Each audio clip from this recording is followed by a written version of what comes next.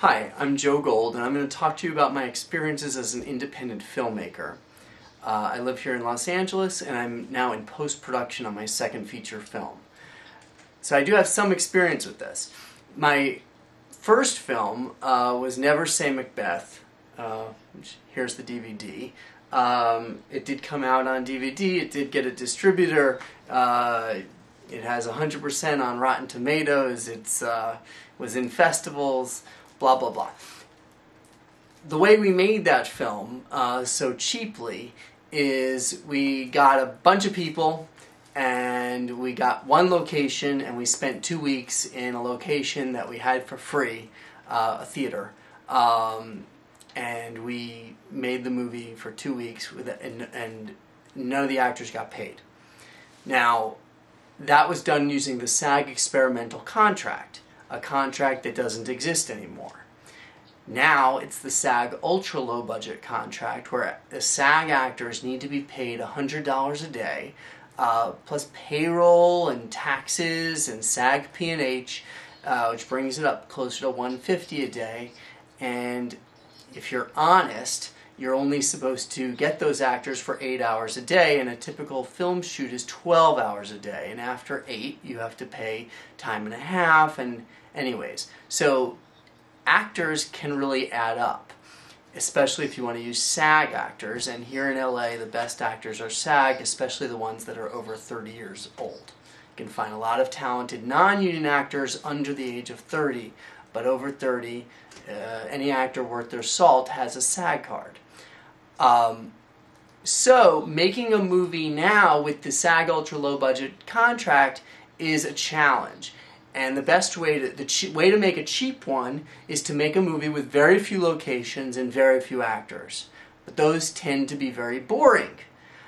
So I wrote a script called Desperate Acts of Magic, which is a movie that takes place at a magic convention with people everywhere. And it's got locations all over the map with hotels and theaters and a scene out at like a street performing scene where you're out like a 3rd Street promenade and all kinds of crazy scenes and lots of people.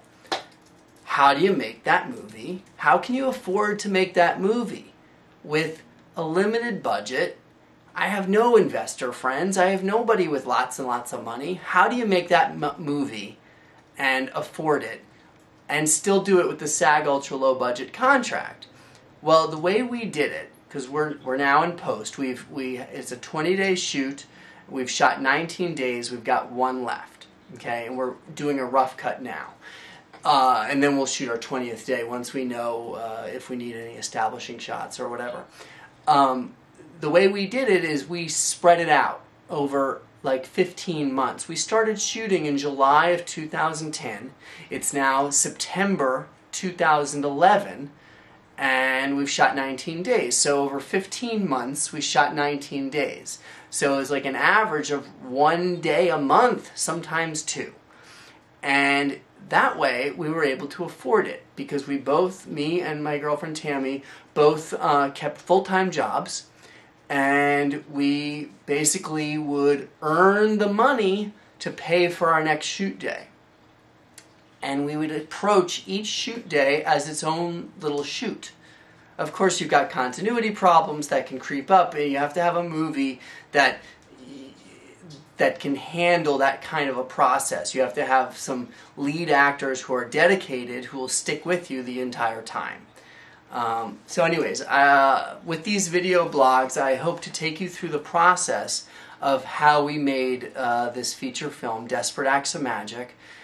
Please find our Facebook page, facebook.com, Desperate Acts of Magic. I'm going to show you that Tammy right now is editing. You can see she's that's me on the screen because I'm in the movie. Go ahead and play some footage, Tammy.